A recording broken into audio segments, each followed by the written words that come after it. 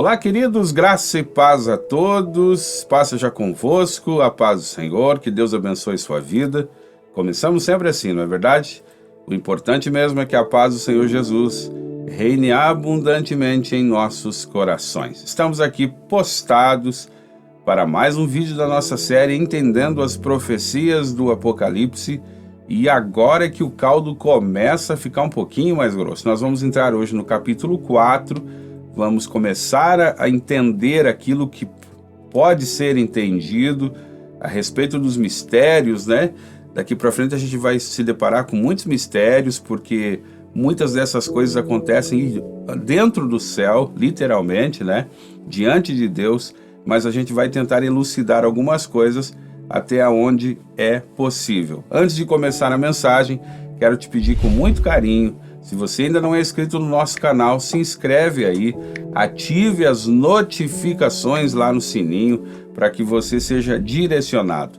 Se não for pedir demais, não esquece, deixe também o teu like, comente o nosso vídeo e, por gentileza, se puder, compartilhe com amigos, parentes, irmãos de igreja.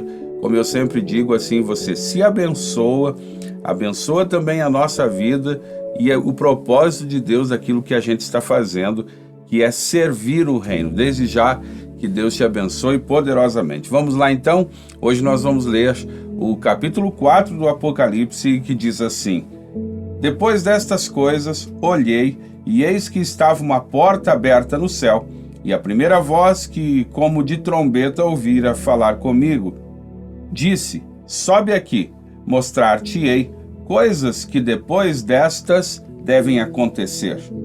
E logo fui arrebatado em espírito, e eis que um trono estava posto no céu, e um assentado sobre o trono. E o que estava assentado era, na aparência, semelhante a pedra de jaspe e de sardônica ou sardônio, e o arco celeste estava ao redor do trono, e era semelhante a esmeralda, aqui pode também ser arco-íris. Ao redor do trono havia 24 tronos, e via sentados sobre os tronos 24 anciãos, vestidos de vestes brancas, e tinham sobre a cabeça coroas de ouro. E do trono saíam relâmpagos e trovões e vozes, e diante do trono ardiam 7 lâmpadas de fogo, as quais são os 7 Espíritos de Deus.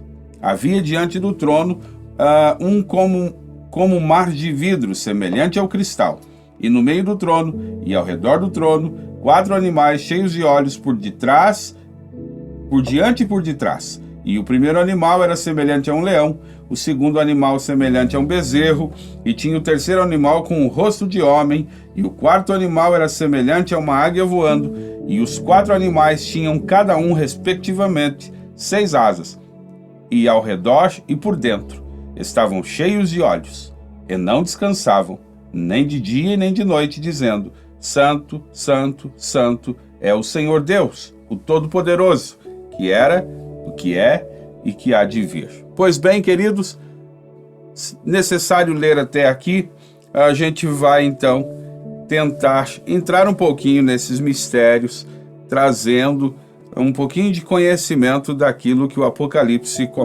começa a nos revelar, né? A primeira coisa interessante que a gente vê aqui é que há uma semelhança muito grande entre essa visão, né? Aliás, agora João foi convidado para ir para dentro, mais do que uma visão, agora ele está lá dentro, ele foi convidado para subir, agora João é recebido diante do trono de Deus, ele foi convidado para entrar para dentro, literalmente, e o que João vê aqui é muito parecido com a visão que Isaías teve lá no capítulo 6, quando ele viu o trono da glória de Deus, né? É muito interessante. E o que isso nos remete, o que isso nos faz pensar e principalmente entender? A primeira coisa que Deus quis que João entendesse, assim como Deus fez Isaías entender, Deus é o centro. É isso. Percebe que agora ele vai começar a mostrar coisas mais profundas a João, e a primeira coisa que ele quer que fique bem claro: João, diga o seguinte: eu sou o centro. O mais importante é o meu trono. A primeira visão são as coisas maravilhosas que estão diante do meu trono, aqui aonde eu estou. Sabe o que aconteceu com Isaías? Quando você lê os primeiros capítulos do livro de Isaías, principalmente o capítulo 5, você vai ver um Isaías um pouco arrogante, dizendo assim: ai da nação, ai do fulano, ai do rei, ai do ciclano, ai de todo mundo. Quando ele perde o seu parente e ele vai à presença de Deus, a primeira coisa que ele vê, a primeira coisa que Deus mostra é o trono da sua glória, e Isaías entendeu o recado. E ali agora Isaías não diz mais ai do fulano, ai do ciclano, ai do rei, ai da nação. Agora Isaías, ao ver o trono daquele que realmente é o centro, daquele que realmente é importante, aquele que tem a importância de tudo, o centro de todas as coisas, Isaías então olha para si e diz assim: na verdade, eu é que estou perecendo, ai de mim, porque eu não sou ninguém. Essa é a primeira grande lição. Querido, está aqui. Deus é o centro. O Apocalipse já começa engrossando o caldo, e que isso fique muito bem claro. Se alguém disser para você que o homem é o centro de alguma coisa, esquece. Deus é o centro. E nós vamos então aprofundando uma coisa muito interessante, que a gente vai ver algumas coisas interessantes aqui. Além disso, Deus é o centro, Deus é o poder, Deus é a autoridade, Deus é. A gente não é, não tem jeito. Uma coisa interessante que a gente vê aqui são cores, né? Há muitas representações, inclusive em outras passagens, em outros seres, inclusive nos cavalos, a gente vai ver mais para frente. O Apocalipse usa muito essa representação de cores, e aqui elas querem sim dizer muita coisa. A primeira coisa que aparece aqui é o jaspe, né? E o jaspe é um branco reluzente. Eu não vou repetir a leitura dos textos, queridos, para a gente ganhar tempo, para os vídeos não ficarem longos, né? Mas aqui fala do jaspe, e o jaspe é um branco reluzente, é como se fosse um diamante, uma coisa linda. E a outra coisa que Deus já está mostrando para João aqui, todo esse jaspe, essa coisa reluzente, essa coisa parecida com um diamante, ele está dizendo assim: eu sou santo, o Senhor é santo, está aqui, eu sou santo. A segunda coisa que ele vê ali, acredite, né? Você deve estar pensando assim: puxa, só uma palavra como essa daria para o pastor fazer uma ministração de 2 horas. E acredite, só nesse santo aqui, só nesse jaspe, daria para a gente estender muito, mas não é o caso aqui. Então aí vem a segunda, que é o sardônio. O sardônio, ele tem uma cor avermelhada, e isso nos remete à cor do sangue de Jesus, né, que foi derramado. E Isaías fala no capítulo 1, se não me falha a memória agora, o versículo 17, 16 por ali, vai dizer que mesmo que o pecado do homem fosse vermelho como o carmesim, ele se tornaria branco como a pura lã, depois de passar pela purificação do sangue. Pois bem, então vem o arco-íris. E o arco-íris nos traz uma coisa muito interessante, porque o arco-íris é Deus dizendo para João assim: transmita que aquilo que eu dei como promessa ainda permanece. Aqui Deus está falando da aliança, de quando ele destruiu a terra com água, e aquele arco-íris foi dado como um pacto, aquele arco-íris foi dado como uma aliança, dizendo assim: com água nunca mais. Então aqui são coisas importantes que Deus acha importante. Pastor, e por que o senhor sabe que Deus acha importante? Porque é a primeira visão de dentro. E já logo na primeira visão de dentro, Deus já está revelando a João, dizendo assim: as coisas mais importantes do relacionamento que eu tenho com o homem, perceba, estamos falando de relacionamento, santidade, o sangue de Jesus, agora o arco-íris, que trata dessa aliança, como que dizendo assim: o homem pode até esquecer de alianças, mas a aliança que eu fiz com o homem está na minha presença. Olha que coisa maravilhosa. Depois vem os 7 Espíritos de Deus, né? Também na representação aqui, e essa é uma função do Espírito Santo, falando de tudo que o Espírito Santo tem feito na terra. Acredite, eu não posso também falar dessa esmeralda, não dá tempo aqui, eu não posso deixar. Irmãos, daqui para frente, se eu for mesmo esmiuçar como gostaria, como deveria, os vídeos ficariam muito longos e você não suportaria assistir, porque a gente sabe como funciona o YouTube, né? Então assim, mas aqui são os 7 Espíritos de Deus. Então só para relembrar, o jaspe representa a santidade, o sardônio representa a redenção, aquilo que o sangue de Jesus fez pagando o preço da nossa promissória, da culpa que havíamos na mão do nosso adversário. E o arco-íris, então, o que o arco-íris traz aqui, pastor? O arco-íris traz paz. Por que paz, pastor? Porque é a certeza. Aqui nós temos uma certeza. A aliança que ele fez conosco, nele permanece. Acredite nisso e pense nisso. Quem esquece de aliança somos nós. O Senhor nunca esquece. Pois bem, queridos, no versículo 4, isso aqui eu quero ler com vocês, diz assim: ao redor do trono havia 24 tronos, e via sentados sobre os tronos 24 anciãos vestidos de vestes brancas, e tinham sobre a cabeça coroas de ouro. Claro que, como todo o Apocalipse, há muitas linhas teológicas, há muitas linhas de interpretação, e eu não quero viajar muito assim, porque a ideia é mais esclarecer do que ficar abrindo leques que a gente não consegue fechar, tá certo? Então, assim, eu vou citar a vocês aquela que é a mais comumente aceita pela maioria dos teólogos do mundo inteiro. Eu pesquisei muito para isso, a gente estuda para fazer essas coisas, né? Então, esses 24 anciãos aqui, a maioria concorda que é uma representação do Antigo e do Novo Testamento, ou seja, 12 patriarcas das tribos de Israel, representando o Antigo Testamento, e os 12 apóstolos do Novo Testamento. Então, há uma ideia bem aceita no mundo, no meio teológico, de que esses anciãos são os 12 patriarcas, cada um de uma tribo lá de Israel, representando a antiga aliança, e depois os 12 apóstolos do Novo Testamento, representando assim essa nova aliança, esse período da graça. A gente vai ler também, fala do trono de Deus, ele via que saía relâmpagos, trovões, e aquela coisa toda maravilhosa, né? Os 7 Espíritos de Deus falando da plenitude de Deus através da ação do Espírito Santo. Isso lembra de forma muito simples, queridos.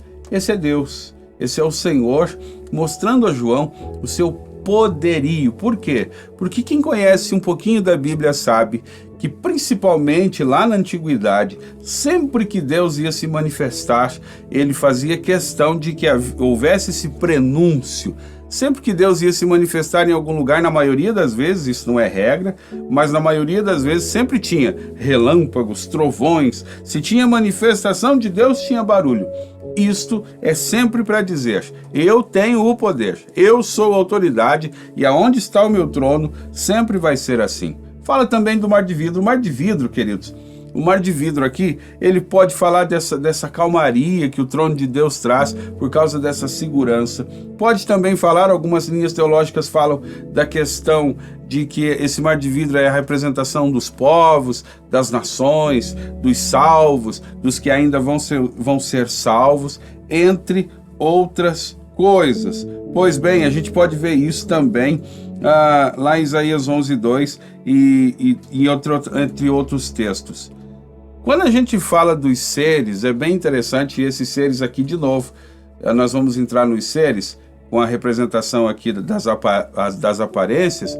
Os seres também dá muita discussão. É claro que eu, como estudioso, pouquinho do que sei das muitas teorias, sei das teorias dos evangelhos sinóticos, de que cada um desses animais representa um dos evangelhos, e aí representando Cristo em cada um dos evangelhos, Cristo como rei, Cristo ali no boi como aquele que leva a carga, aquele que tem força, né? E aí também esse Cristo como homem, e quando ele veio, né, 100% homem, 100% Deus. Também fala dessa águia, falando da agilidade, da rapidez e dessa ação poderosa do Espírito Santo através de Jesus. A gente entende tudo isso. Bom, eu quero ficar de forma simples. Lá em Ezequiel você pode aprofundar isso, não daria tempo aqui, infelizmente.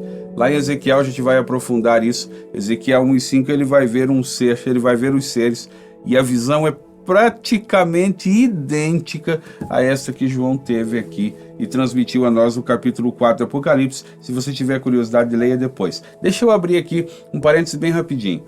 Queridos, como o vídeo não dá tempo de tudo, qualquer dúvida que você tiver, deixe um comentário no vídeo aí, a gente repassa, tá? Eu, meu produtor, o Thiago, a gente está sempre olhando os comentários. Se você quiser mais esclarecimentos, deixa o seu WhatsApp ali ou diga assim, pastor, eu preciso saber mais. E aí a gente consegue, de uma forma mais condensada, atender os irmãos com muito carinho, tá bom? Então a gente já vai indo para frente aqui. Eu quero explicar aos irmãos coisas muito interessantes que tem aqui para a gente finalizar. De forma bem sucinta, esses seres viventes, então, cheios de olhos, eles têm uma representação. O leão aqui, todos esses seres podem representar também a criação. Esse leão, ele fala da majestade. O novilho, ele fala de novo desse Deus, desse Jesus sacrificial, daquele que leva as cargas, e fala também da força. O homem fala da ligação, da inteligência. A águia fala da agilidade, da rapidez, entre outras coisas. Mais detalhes eu te atendo com muito carinho lá, porque o vídeo já está se estendendo, tá certo? Então a gente vai terminar o vídeo lendo de novo o texto bem interessante que eu deixei para o final de propósito, que diz assim, lá no versículo 11, digno és, Senhor, de receber glória e honra e poder, porque tu criaste todas as coisas e por tua vontade são e foram criadas. Sabe o que é interessante? O versículo 10 vai dizer, os 24 anciãos prostravam-se diante do que estava sentado sobre o trono, adoravam o que vive para todo sempre e lançavam as suas coroas diante do trono, dizendo esse texto que eu acabei de ler. De novo, no primeiro capítulo, logo depois das cartas, que é onde começa, na nossa linguagem, começa a engrossar o caldo, Deus quer que João entenda e transmita isso com detalhes. O poder é dele, a glória é dele, a honra é dele, tudo foi feito por ele, e nada do que foi feito sem ele se fez. Toda a honra e toda a glória a esse Deus trino, Pai, Filho e Espírito Santo, que não se separam. Ele é, nós não somos. Que isso fique bem claro.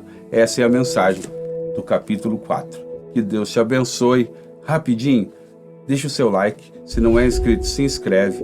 Deixa o seu comentário e compartilhe com outras pessoas esta série maravilhosa. Envie os outros vídeos. Assista os outros vídeos do canal. Tem vídeos bem interessantes no canal. E que Deus abençoe poderosamente você, sua casa e a sua família. E até o próximo vídeo, em nome do Senhor Jesus.